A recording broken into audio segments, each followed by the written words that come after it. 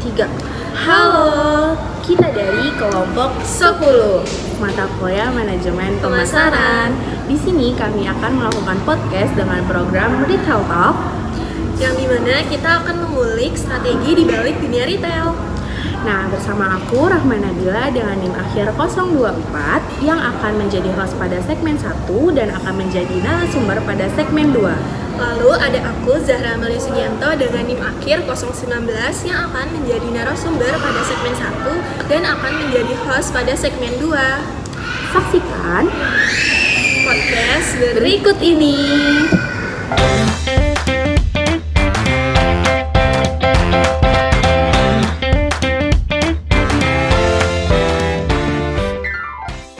Halo semuanya, selamat datang di Retail Talk, podcast yang mengajak kamu untuk mengulik dunia retail di Indonesia.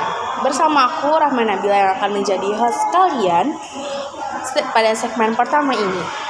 Hari ini kita akan membahas perusahaan yang terkenal legend nih di dunia retail Indonesia, yaitu Ramayana Department Store. Siapa sih yang nggak tahu Ramayana Department Store?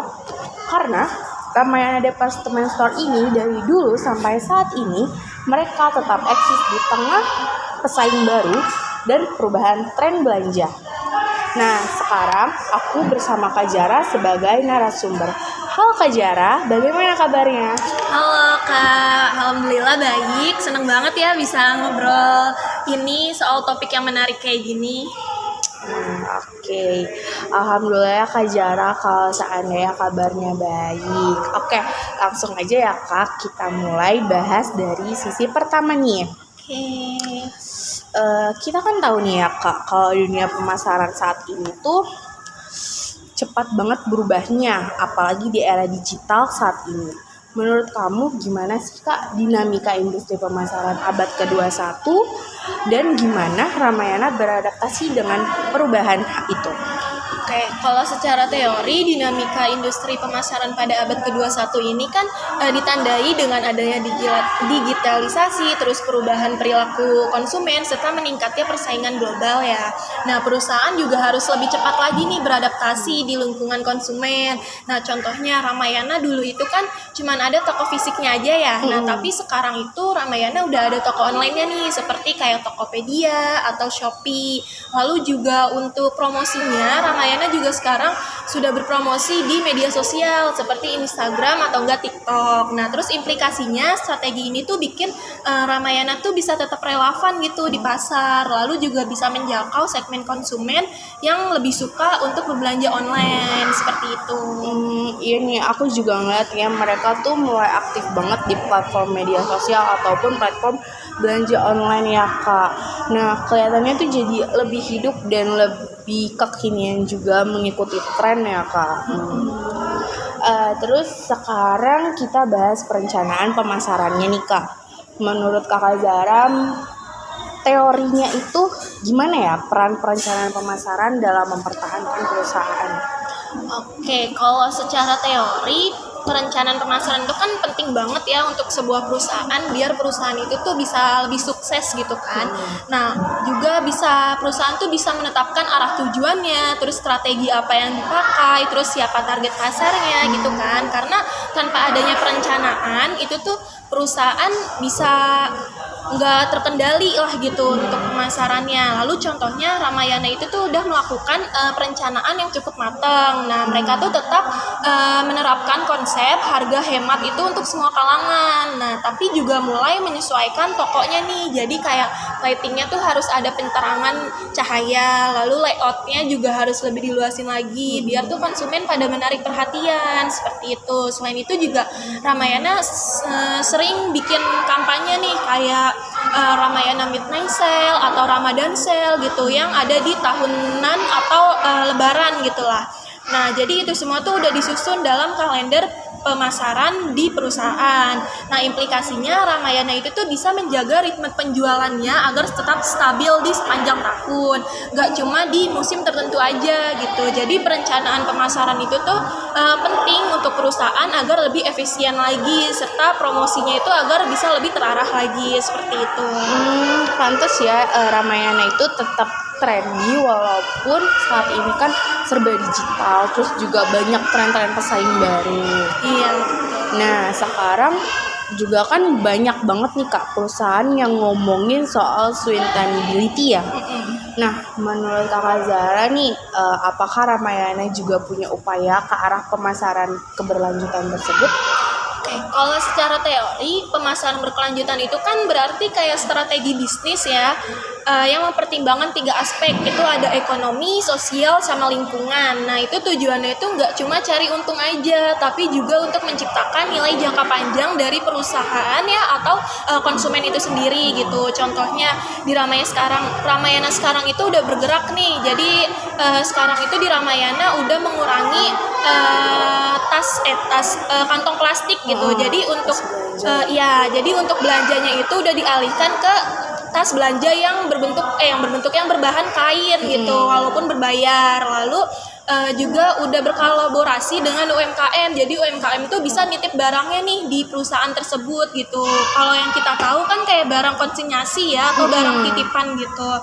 Nah jadi implikasinya ini langkah ini tuh nggak cuma untuk menguatkan citra dari Ramayananya aja gitu, tapi juga untuk memperkuat hubungan dengan masyarakat sekitar. Jadi konsumen juga bisa lebih loyal lagi karena dia berpikir dia membeli barang di Ramayana itu bisa untuk ekonomi sekitar lah gitu. Ekonomi sekitar jadi berdampak juga seperti itu. Keren juga ya Kak. Jadi itu selain jualan, mereka juga punya mereka lebih ke arah kontribusi juga, terus juga mereka peduli akan lingkungan sosial. Terus juga itu tuh penting banget sih untuk keberlanjutan jangka panjang perusahaan ya Kak. Karena kan seperti yang kita tahu juga kayak sampah plastik kan itu di mana-mana ya. Maka dari itu dari Ramayana ini juga membuat spandbon. Oke, kalau dari sistem informasinya Kak, gimana Ramayana memanfaatkan data untuk menunjang strategi pemasarannya? Oke, kalau menurut teori sistem informasi pemasaran itu kan proses seperti proses pengumpulan, proses penyimpanan, serta analisis data juga dari pelanggan untuk mendukung keputusan strategi dari perusahaan. Nah, sekarang ini data itu kan merupakan aset yang penting banget ya bagi perusahaan gitu. Nah, Ramayana itu tuh udah punya sistem database ini tuh lewat namanya kayak kartu member gitu, member Ramayana. Nah, di situ tuh dari perusahaan bisa kayak tahu perilaku belanja konsumen itu seperti apa, terus produk yang laris yang laku itu juga apa aja gitu. Lalu juga jam-jam yang rame itu juga perusahaan bisa tahu gitu lewat kartu member tersebut. Selain itu juga perusahaan udah mulai pakai sistem POS, yaitu point of sale gitu, yang sudah terintegrasi dengan stok gudang. Jadi manajer tuh bisa langsung tahu gitu barang mana yang laku habis terjual ataupun barang yang nggak habis laku terjual gitu. Nah, implikasinya itu tuh bikin proses pengambilan keputusan bisa lebih akurat lagi dan promosi juga lebih tepat sasaran. Stok juga nggak menumpuk gitu, dan pelanggan juga merasa diperhatikan karena adanya promo yang tersedia sesuai dengan kebutuhan mereka seperti itu. Oh, jadi keputusan mereka yang pilih ataupun yang mereka buat itu berdasarkan basis data yang sudah ada dari para member juga ya Kak. Iya. Terus juga mereka juga ngelihat segmennya apa saja. Tapi kalau seandainya dari sisi konsumennya sendiri nih Kak, apa yang bikin orang memilih belanja di Ramayana? Padahal kan sekarang udah banyak banget nih kan perusahaan-perusahaan lain ataupun e-commerce yang lainnya.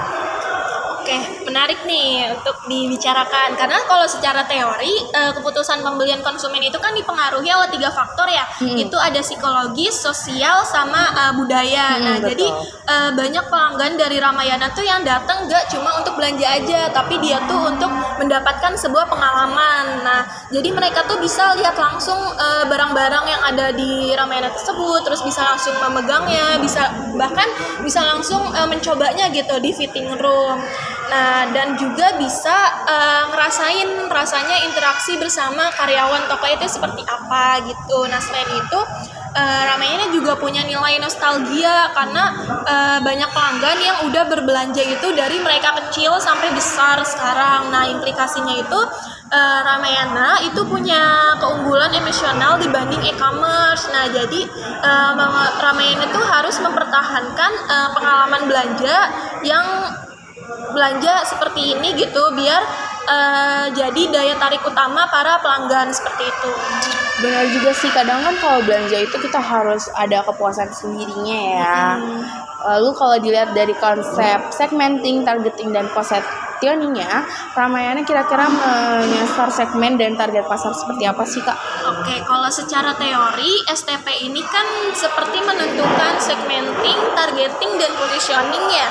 Nah, Ramayana itu meletakkan konsumennya itu di beberapa segmen seperti di keluarga, terus kalangan muda, karyawan, atau bahkan di orang tua gitu. Nah, lalu target utamanya itu tetap ke menengah ke bawah karena kan harga-harga di Ramayana itu kan hemat-hemat ya, murah-murah bisa dibilang gitu. Untuk positioningnya itu Ramayana itu menempatkan diri sebagai tempat belanja yang murah, lengkap, dan terpercaya. Nah sekarang ini juga mereka udah mulai menambahkan citra nih seperti modern dan ramah anak. Nah lewat media sosialnya serta tampilan-tampilan dari tokonya gitu. Jadi implikasinya itu STP ini tuh bikin kuat Ramayana karena punya identitas yang jelas di mata masyarakat dan juga sulit digeser oleh retail-retail yang lain seperti Transmart atau Hypermart seperti itu. Bener banget, tagline yang dibikin dari Ramayana itu juga sangat menempel kuat banget ya di masyarakat, dan juga kalau masyarakat ngedengar kata Ramayana itu langsung tertuju, wah, Ramayana department store. Iya. Terus juga Kak, soal manajemen produk nih, menurut kamu gimana sih Kak cara Ramayana ngatur produknya itu biar tetap diminati? Oke, kalau secara teori, manajemen produk itu kan mencakup pengembangan, terus pengawasan, inovasi, agar produk itu tuh tetap relevan di kebutuhan pasar, dengan kebutuhan pasar gitu. Terus Ramayana juga rutin nih melakukan evaluasi stok, jadi barang yang kurang laku itu tuh langsung diganti, langsung di rolling dengan barang yang baru gitu. Apalagi barang fashion ya, karena kan kalau fashion sekarang sesuai dengan tren ya, tren yang ada gitu. Nah selain itu dari perusahaan Ramayana juga udah mulai berkolaborasi dengan merek lokal untuk meluncurkan seperti barang-barang limited edition gitu yang lebih menarik untuk generasi muda. Nah implikasinya itu pelanggan itu nggak bosen gitu loh dengan barang yang itu aja gitu. Juga penjualan itu lebih stabil dan toko itu terlihat lebih segar setiap waktunya gitu. Pantas aja pelanggan di Ramayana itu pasti akan selalu balik lagi ya. Betul. Oke. Pembicaraan dengan Kak Zahra itu sangat seru banget nih untuk hari ini. Banyak juga hal menarik dari Ramayana yang bisa kita pelajari dan kita pahami, mulai dari adaptasi digital sampai strategi produknya. Makasih banyak ya Kak Zahra sudah mau berkenan untuk sharing insight hari ini. Sama-sama Kak Rahma, semoga bisa bermanfaat juga ya untuk bagi pendengar. Amin buat teman-teman yang dengerin. Jangan lupa nantikan segmen berikutnya karena di situ Zahra yang akan menjadi hostnya dan aku menjadi narasumbernya. Tetap di Retail Talk, tempat ngulik di sosial dunia, retail Indonesia dan juga dunia pemasaran. Sampai jumpa di segmen selanjutnya.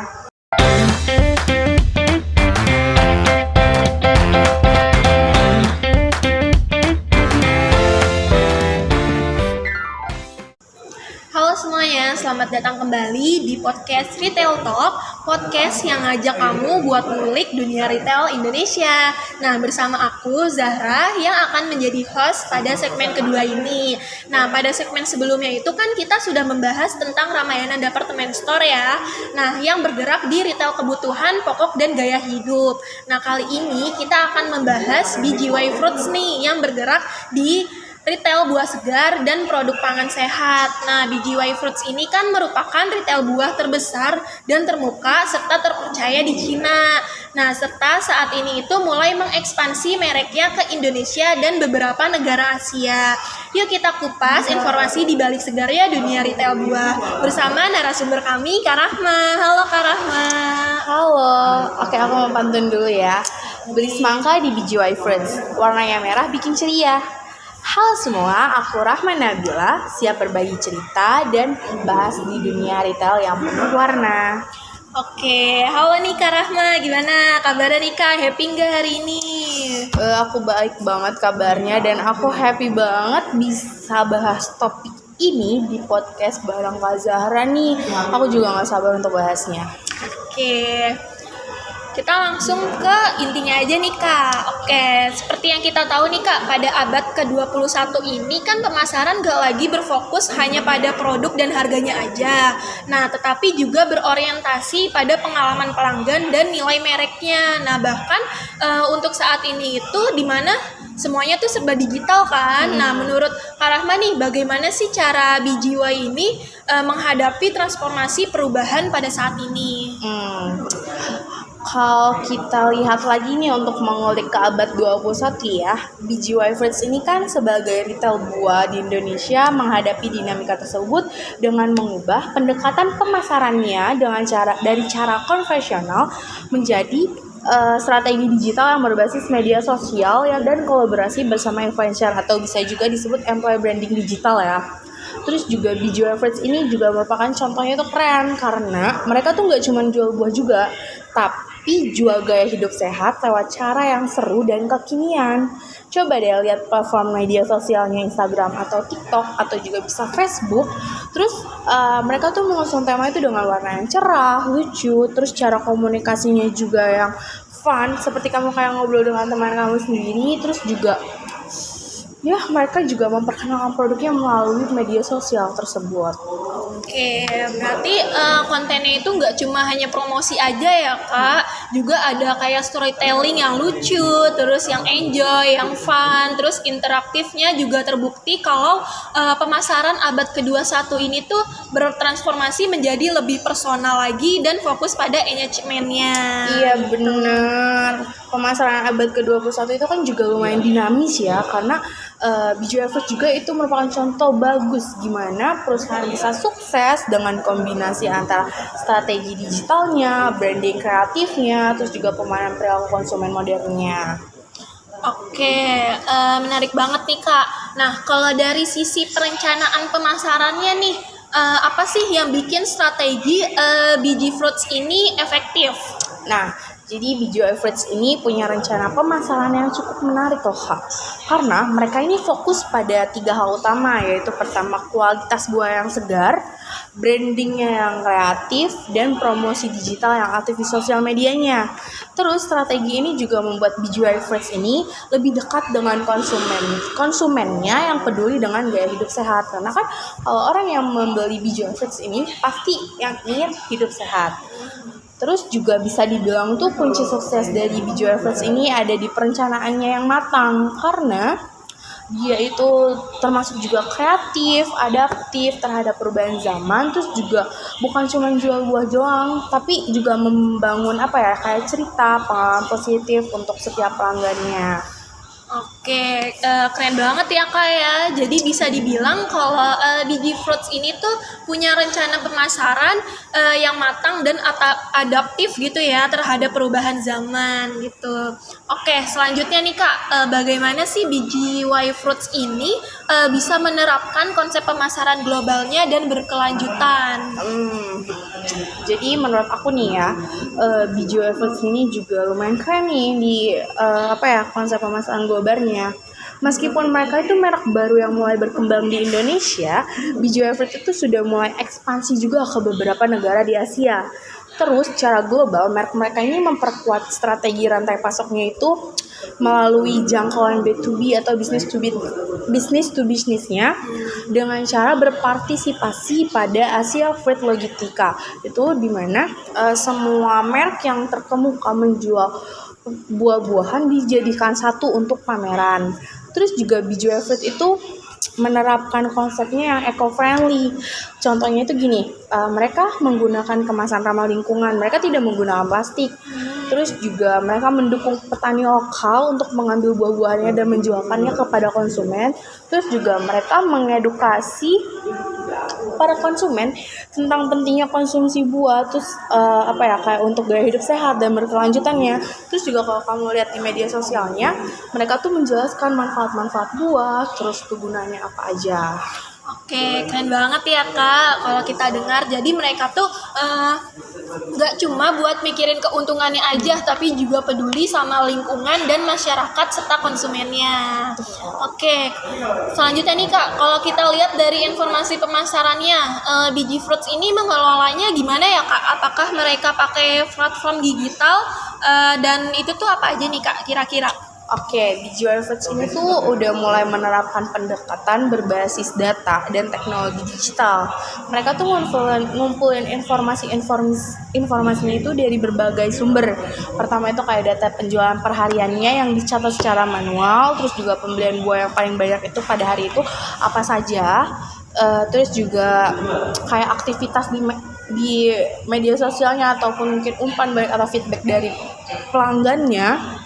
Mereka tuh membuat keputusan itu dari situ. Terus juga Bijual Fruits ini membuat sistem membership dengan cara pelanggan dapat mengikuti saluran WhatsApp-nya untuk mengetahui diskon ataupun juga ada promo. Terus juga itu tuh berlaku untuk semuanya ya kalau kita mengikuti salurannya itu. Terus juga mereka menggunakan saluran ini kan gratis, itu tidak dipungut biaya sama sekali. Terus juga aman, penyampaian informasi itu mudah karena dari Bijiwa Fruits-nya itu langsung menyampaikan ke konsumennya secara langsung.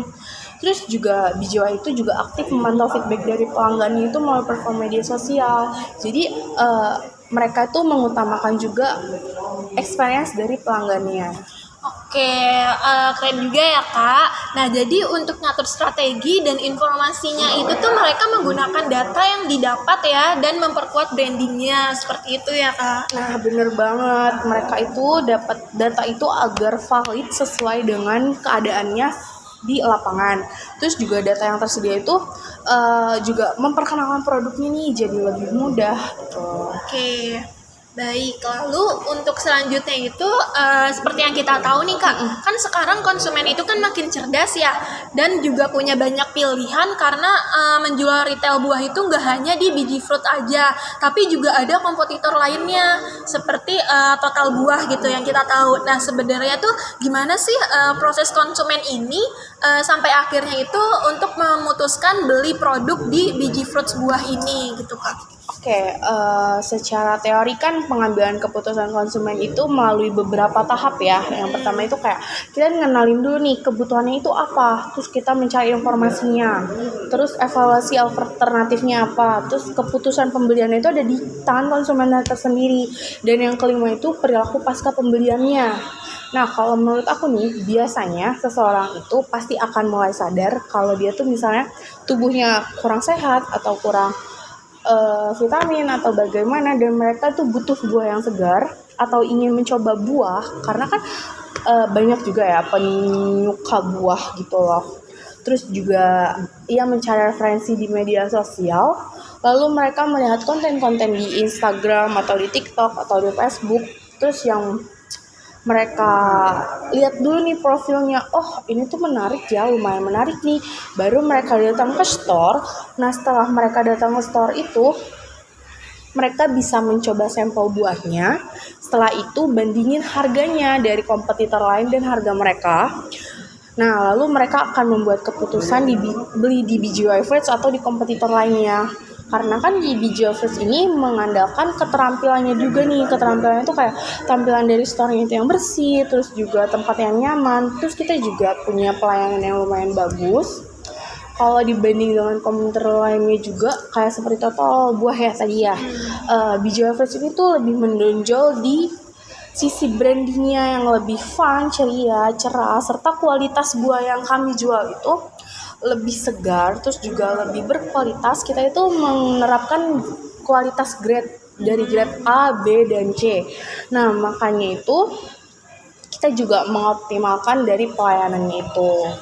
Oke, bener juga ya Kak, karena sekarang konsumen itu tuh nggak cuma hanya lihat dari harga, tapi pengalaman juga citra merek dari perusahaan itu tuh seperti apa, seperti itu ya Kak ya. Tepat banget kayak begitu. Nah, Bijual Fruits ini tuh unggul dalam experience dari customers-nya, mulai dari desain toko yang estetik, pelayanannya yang ramah, terus juga banyak juga diskon ataupun promo yang ditawarkan dengan cara kreatif. Oke, Menarik ya Kak ceritanya.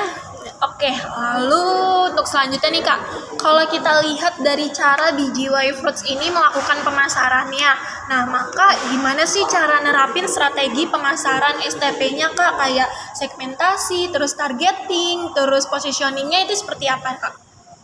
Nah, kalau dari segi segmenting ini, BGY Fruits membagi pasarnya berdasarkan usia, gaya hidup, dan kebutuhan.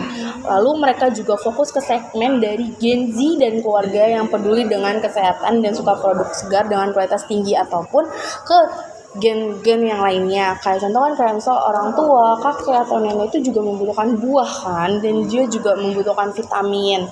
Terus juga untuk targetnya, BGY Fruits ini memilih pasar yang aktif di media sosial, terutama pengguna platform media sosial Instagram, TikTok, dan juga Facebook.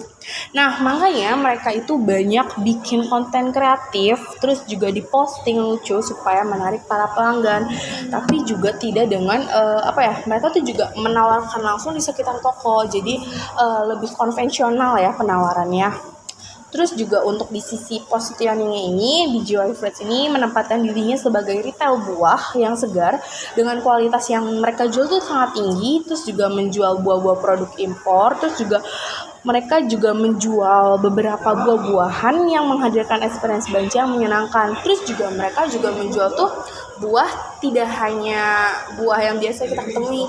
Kayak contoh kan banyak banget ya buah musiman. Nah, mereka juga menjual. Nah, hebat banget ya Kak, jadi banyak itunya. Jadi mereka tuh juga nggak cuma jual buah segar, tapi juga menjual pengalaman gitu ya, lewat branding yang kuat dan komunikasi yang kreatif seperti itu. Nah, Oke, lalu untuk materi terakhir nih Kak, materi selanjutnya gimana sih cara mereka itu menerapkan manajemen produknya dalam bisnisnya? Itu seperti apa nih Kak? Oke, kan mereka tuh nggak jual buah segar aja ya, tapi kan juga mengemasnya dengan tampilan yang menarik. Contohnya nih kayak fruit box kekinian, jadi kan kayak penjualan buah potong, terus juga ada fruit cup, jadi lebih memudahkan kan kita memakan buah itu melalui cup. Terus juga ada hampers buah atau enggak ada semacam, kan ada tuh yang hampers yang tantangan gitu kalau untuk dibawa ke orang sakit itu juga ada. Terus kayak bisa juga buah premium untuk hadiah yang di box secara rapi itu juga ada. Terus juga mereka juga menjelaskan kualitas buah yang ditawarkan itu ada sampelnya juga di semua produk yang bisa dicicipi. Oke, menarik ya Kak. Jadi nggak asal jual gitu ya. Jadi benar-benar diperhatikan kualitas serta tampilannya agar pelanggan itu lebih puas dalam membeli gitu, dalam pembelian. Nah, betul banget Zara. Jadi selain itu BGY itu juga terus berinovasi dengan manajemen produknya yang efektif, bikin perusahaan bisa tetap relevan, kompetitif, dan terus berkembang menyesuaikan tren pasar yang ada di Indonesia maupun tempat asalnya di Cina. Oke, wah nggak terasa ya Kak, kita udah ngobrol-ngobrol panjang banget soal retail buah ini gitu. Dari dinamika pemasarannya sampai manajemen produknya dengan implementasinya yaitu BGY Fruits yang materinya tuh udah kita pelajari di mata kuliah manajemen pemasaran. Semua pembahasannya menarik banget nih Kak. Iya bener banget Zara, aku setuju banget. Pembahasan kita juga lumayan seru ya. Terus juga semoga ada wawasan ataupun informasi menarik untuk para pendengar yang bisa dipetik dari podcast kita kali ini. Oke deh, kayaknya cukup nih obrolan kita hari ini ya. Terima kasih banyak ya Rahma. Udah meluangkan waktunya serta berbagi pandangan dan wawasannya untuk kita semua nih. Nah, dan buat pendengar juga semuanya makasih ya udah stay sampai akhir agar tetap segar dan semangat gitu. Oke, sampai jumpa di segmen Retail Talk lainnya. See you, dadah.